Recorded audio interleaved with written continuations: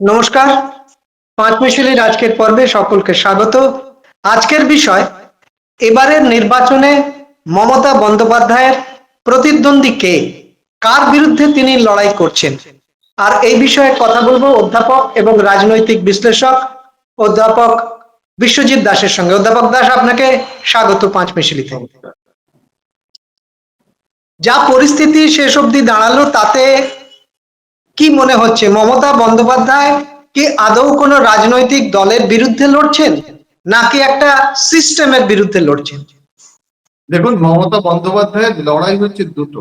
এই প্রথম মমতা বন্দ্যোপাধ্যায় একই সঙ্গে রাজ্যের মুখ্যমন্ত্রী এবং বিরোধী দলনেত্রী কেন্দ্রের ক্ষেত্রে। দেখুন, কেন্দ্রের ক্ষেত্রে যখন তিনি বিরোধী, ভারতীয় জনতা পার্টির বিরুদ্ধে গিয়ে, শাসক দলের বিরুদ্ধে গিয়ে বিরোধী নেত্রী হিসাবে তিনি লড়াই করছেন। এবং শুধুমাত্র তো বিরোধী নেত্রী নয়, তার কারণ হচ্ছে ভারতীয় জনতা পার্টির কথা শুনে নির্বাচন কমিশন যে ঘটনাটা ঘটালো, সেটা গণতন্ত্রের ক্ষেত্রে কখনোই কাম্য নয়। কারণ একই সঙ্গে মমতা বন্দ্যোপাধ্যায়ের লড়াই নির্বাচন কমিশনের বিরুদ্ধে এবং ভারতীয় জনতা পার্টির বিরুদ্ধে। তার কারণ হচ্ছে যে প্রান্তিক মানুষগুলো আজকে ভোটার লিস্ট থেকে তাদের নাম বাদ গেল, তারা কাগজ জমা দেওয়া সত্ত্বেও, এবং এরা কিন্তু ম্যাপিং ভোটার।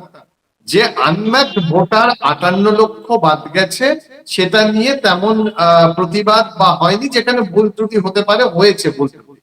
কিন্তু বাকি যেগুলো লজিক্যাল ডিসক্রিপেন্সির নামে বাদ গেল, এবং কাল রাতে আপনি জানেন যে 6 তারিখে ভোটার তালিকা ফ্রিজ করে দেওয়া হয়েছে। তাহলে এই যে 27 থেকে 30 লক্ষ যে ভোটার, যাদের এখনো ট্রাইব্যুনালে যেতে হবে, তাদেরকে প্রমাণ করতে হবে, কাগজপত্র দিতে হবে, তাদের অপরাধ কি? পৃথিবীর কোন গণতন্ত্র আছে যেখানে ভোটাধিকার থেকে তাদেরকে বঞ্চিত করে তারপরে ভোট হচ্ছে? এটা কি কখনো ভোট বলা যায় সঠিক অর্থে? তার কারণ সেই মানুষগুলো যাদের ভোট দিক, সে তৃণমূলকে দিক, কংগ্রেসকে দিক, সিপিএম কে দিক, বিজেপি কে দিক, তাকে তো অধিকারটা দিতে হবে। তার অধিকারটা হরণ করে আমরা গণতন্ত্র প্রতিষ্ঠা করছি, এটা নয়। সবচেয়ে বড় কথা, এটা অত্যন্ত দুঃখের, একজন বিচারপতি বলছেন যে এবছর ভোট না দিলেও তার ভোটাধিকার চলে যাচ্ছে না। কোন গণতন্ত্র? কিসের এত তাড়া? দরকার হলে এটা সময় নিয়ে, যে কাজ 2 বছরে করা উচিত, যে কাজ, সে কাজ কি কখনো 2 সপ্তাহে সম্ভব, 2 মাসে সম্ভব? সুতরাং সেই জায়গায় প্রচুর গলদ রয়েছে। এবং সব থেকে দুঃখের কি, যে মানুষগুলো তাদের ভোটাধিকারের জন্য তারা লড়াই করছে, তাদের কাগজপত্র নিয়ে ঘন্টার পর ঘন্টা লাইনে দাঁড়াচ্ছে, যা যা চাইছে তাই দিচ্ছে, তারা লেখাপড়া জানে না, খেটে খাওয়া মানুষ, তারপরেও তাদের নাম বাদ যাচ্ছে। এর থেকে দুঃখের বা গণতন্ত্রের ক্ষেত্রে লজ্জার আর কিছু নেই। এই যে আপনি বিচারপতির কথা বললেন, যে তারা বারবার মোথাবাড়ির আন্দোলনের কথা উল্লেখ করেছেন এবং বলছেন যে এবার নাম না উঠলে এমন কিছু বিষয় নয়, পরে নাম উঠবে। তার মানে ওনারাও কি চাইছেন এবার এই বিপুল সংখ্যক ভোটারকে বাদ রেখেই পশ্চিমবঙ্গে ভোটটা হয়ে যাক? দেখুন, ওনারা কি চাইছেন সেটা বলার থেকে তাই তো হচ্ছে। ওনারা না চাইলে কি হতো ওটা? কারণ ওনারা চাইছেন বলেই আজকে এই অবস্থায় ভোটটা হতে যাচ্ছে। আর আপনি মোথাবাড়ির ঘটনা বলছেন, ভাবুন সেই প্রান্তিক মানুষগুলো, তারা তো তাদের যে আন্দোলন প্রথমে কিন্তু শান্তিপূর্ণ ছিল, সেই আন্দোলনটা তারা খালি চেয়েছিল যে তাদের নামগুলো যাতে চলে আসে, এবং তাদের কাগজপত্র দেওয়ার পরে তাদের নাম নেই।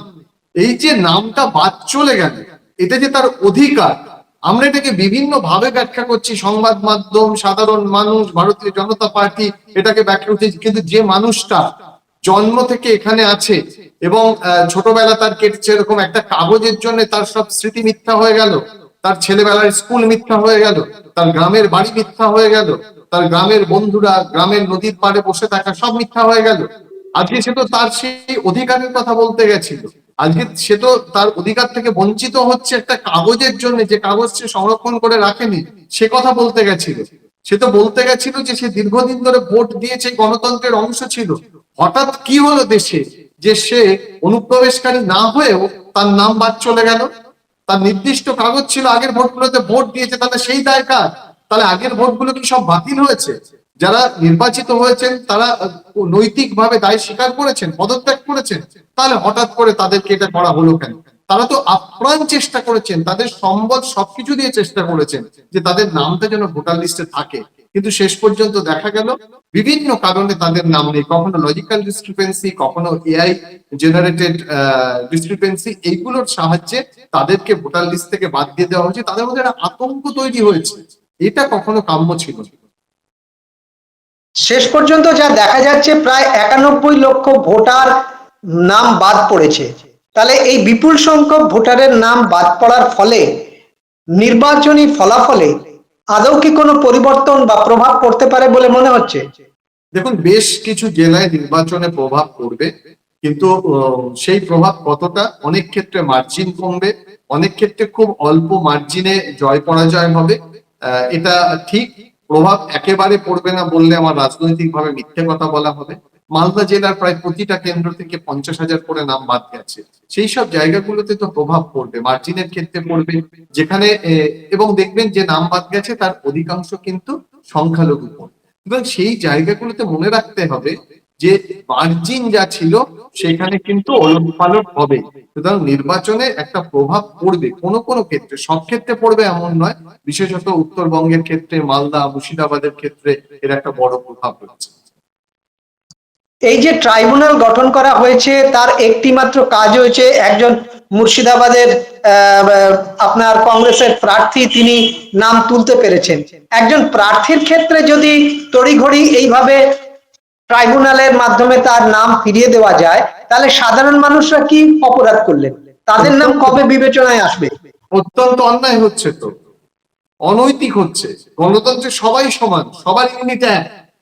সে আপনি পাড়ার ফুচকাওয়ালা বলুন আর এক্সিকিউটিভ অফিসার বলুন, সবার অধিকার এক। কারণ আমরা আর্টিকেল 16 এর রাইট টু ইকুয়ালিটির কথা বলি। এই গণতন্ত্রের ক্ষেত্রে রাইট টু ইকুয়ালিটি সবার সব সেম অধিকার, একই অধিকার। সুতরাং তাদের প্রত্যেককে ভোট দেওয়ার দায়িত্ব, ব্যবস্থা করা বা ভোটার লিস্টে নাম তোলা, বা যে তারা ট্রাইব্যুনাল তৈরি করেছে সেখান থেকে সিদ্ধান্ত নেওয়া, পুরোটা হয়ে তারপরে ভোট। কারণ প্রত্যেকের অধিকার, না হলে যদি ব্যর্থতা থাকে, যদি করা সম্ভব না হয়, তাহলে আগের যে লিস্ট ছিল সেই লিস্টে ভোট হওয়ার পরে এই প্রক্রিয়া চলতে থাকুক। কারণ তাদেরকে কিভাবে বঞ্চিত করবে? যদি বঞ্চিত করার হয়, এতদিন ধরে যারা ম্যাপিং এ ছিল তাদেরকে বঞ্চিত করা হচ্ছে। ধরুন যারা মৃত, যাদের ডবল এন্ট্রি, তাদেরকে বাদ দেওয়া হয়েছে, এটা নিয়ে কোনো প্রশ্ন নেই, একটা সাংবিধানিক প্রক্রিয়া, বাদ দিতে পারে। কিন্তু বাকিদের বাদ দেওয়া এবং আর ভোটার লিস্ট আপডেট হবে না, তারপরে এই আবার হেয়ারিংটা শুরু হচ্ছে। সুতরাং এই যে কাজটা হচ্ছে, এটা আমার মনে হয় না যে খুব একটা ভালো এবং গণতন্ত্রের ক্ষেত্রে কখনোই উচিত। আপনি দুটো জেলার কথা উল্লেখ করলেন, মালদা এবং মুর্শিদাবাদ। প্রায় প্রতিটা বুথে 50,000 করে নাম বাদ গেছে। একইভাবে দেখা যাচ্ছে কলকাতা, উত্তর, দক্ষিণ এইসব জায়গাতেও বিভিন্ন বুথে বিপুল সংখ্যক ভোটার বাদ পড়েছে। তার প্রভাব আমাদের সবার নজর যেদিকে, ভবানীপুর কেন্দ্রে মমতা বন্দ্যোপাধ্যায়ের কি ভোটে তার প্রভাব পড়বে? দেখুন, সব কেন্দ্রে যে নামগুলো বাদ গেছে, কিছু নাম যারা তো ভোটার ছিল, ভোট দিয়েছে, সেইগুলোর প্রভাব একটা পড়বে। যে কারণে আমি আপনাকে বলছিলাম যে মার্জিনের তফাৎ হবে। কিন্তু ভবানীপুর কেন্দ্রে মমতা বন্দ্যোপাধ্যায় জেতার জন্য অনেকটা এগিয়ে থাকবেন। ভবানীপুর কেন্দ্রে মমতা বন্দ্যোপাধ্যায়ের নিজস্ব ভোটার আছে এবং তারা মমতা বন্দ্যোপাধ্যায়ের পক্ষেই ভোট দেন। এবং যদি মনে করেন যে লোকসভা ভোটের সঙ্গে এটা মেলানো হবে, মিলবে না। ভবানীপুর নিয়ে খুব একটা টেনশনের জায়গা শাসক দলের নেই, মমতা বন্দ্যোপাধ্যায় নেই। ভবানীপুরে মমতা বন্দ্যোপাধ্যায় জেতার সম্ভাবনা অনেক বেশি, যদি শেষ মুহূর্তে এমন কিছু না হয় যে ওই কেন্দ্রগুলোতে নির্বাচন সঠিকভাবে, তাহলে মমতা বন্দ্যোপাধ্যায় জিতবেন। এই যে আপনি বললেন যে শেষ মুহূর্তে বিশেষ কিছু না হয়, এই প্রসঙ্গেই বলি যে ফর্ম 6 এবং বিপুল সংখ্যক পাওয়া যাচ্ছে নির্বাচন কমিশনের অফিসে, এবং বাইরের রাজ্যের ভোটারদের নিয়ে আসার ব্যবস্থা হচ্ছে, সেটা তো ভবানীপুরেও প্রয়োগ হতে পারে। দেখুন, সেটার জন্যই কিন্তু এই প্রতিবাদটা নির্বাচন কমিশন ঘিরে। দেখা গেছে ওখানে বস্তা বস্তা ব্যাগ ব্যাগ ফর্ম 6 নিয়ে আসছে এবং সংবিধান অনুযায়ী নির্বাচন কমিশন সেগুলো অ্যাকসেপ্ট করছে, যেহেতু নির্বাচন কমিশনের ওখানে জমা দেওয়ার প্রভিশন রয়েছে। কিন্তু ভিন রাজ্য থেকে যখন ভোটার বা ফর্ম 6 জমা পড়ছে কেন্দ্র বা ভবানীপুর হিসাবে, তখন তাকে প্রকাশ্যে আনতে হবে। সেই দাবি তো অভিষেক বন্দ্যোপাধ্যায় করছেন, সেই দাবি মমতা বন্দ্যোপাধ্যায় করছেন, তৃণমূল কংগ্রেস করছে। সুতরাং সত্যিটা কি, সাদাটা কি, কালোটা কি, সেটা আমাদের সামনে যদি আসে, আর যদি এই ফর্ম 6 করে হঠাৎ করে ভোটার বাড়িয়ে দিয়ে 30 লক্ষ 40 লক্ষ ভোটার আবার নতুন করে এন্ট্রি করে, যেটা মহারাষ্ট্রের ক্ষেত্রে হয়, তাহলে তার প্রভাব সরাসরি নির্বাচন করবে। আপনার কি মনে হয় যা পরিস্থিতি দাঁড়িয়েছে, মমতা বন্দ্যোপাধ্যায় তার জীবনের সবচেয়ে কঠিন ভোটের লড়াইটা লড়তে যাচ্ছেন? কঠিন ভোটের লড়াই অবশ্যই। যে সরকার 15 বছর ক্ষমতায় থাকে তাদের একটা অ্যান্টি ইনকামবেন্সি থাকে, কিন্তু তারপরেও এটা আমাদের মাথায় রাখতে হবে যে অনেক সমাজ কল্যাণমূলক প্রকল্প, লক্ষ্মীর ভান্ডার, মহিলা দিয়ে দিয়ে কাজ, আপনি দেখবেন যে মহিলা ভোটার অনেক বাদ গেছে, সংখ্যালঘু ভোটার অনেক বাদ গেছে। সেই কারণে লড়াইটা আরো কঠিন হয়েছে। তবে মমতা বন্দ্যোপাধ্যায় যে ঢঙে নির্বাচন করেন, নির্বাচনী প্রচার করেন, এবং বিভিন্ন প্রকল্প, এবারে যে যুব সাথী এবং লক্ষ্মীর ভান্ডার প্রকল্প, সেটা অনেকটা এগিয়ে অ্যাডভান্টেজ দিয়ে মমতা বন্দ্যোপাধ্যায়কে লড়াইটা শুরু করছে। এখানে মমতা বন্দ্যোপাধ্যায় অনেকটা এগিয়ে তার লড়াই শুরু করছে। মমতা বন্দ্যোপাধ্যায় সমস্ত প্রতিকূলতার বিরুদ্ধে লড়াই করছেন, বা তার সামাজিক প্রকল্পগুলো তাকে কিছুটা এগিয়ে দেবে, এটা আপনি আশা করছেন? অনেকেই তৃণমূল সমর্থকরাও আশা করছেন। আপনাকে শেষ প্রশ্ন করব, নন্দীগ্রামে তৃণমূল যাকে প্রার্থী করলো, অনেকেই বলছেন তাতে নাকি শুভেন্দু অধিকারীকে ওয়াক ওভার দিয়ে দেওয়া হলো, আপনিও কি তাই মনে করেন?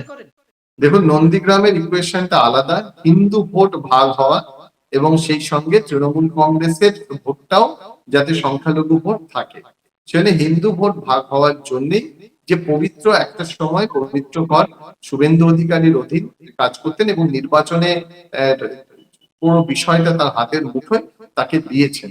লড়াই কঠিন হবে, কিন্তু লড়াইটা হবে নন্দীগ্রামে, অপবাদ দেওয়া নয়। দেখবেন মার্জিন অনেক অনেক কমবে এবং 50-50 চান্সে, মানে কেউই খুব একটা এগিয়ে আছে এমন না। আমাদের সবার নজর থাকবে 4 তারিখের দিকে, কারণ 4 তারিখেই চূড়ান্ত রায় বেরোবে এবং সেদিনই দেখা যাবে যে সমস্ত কিছু প্রতিকূলতাকে উপেক্ষা করে মমতা বন্দ্যোপাধ্যায় চতুর্থবারের জন্য মুখ্যমন্ত্রীর পদে বসতে পারেন কিনা।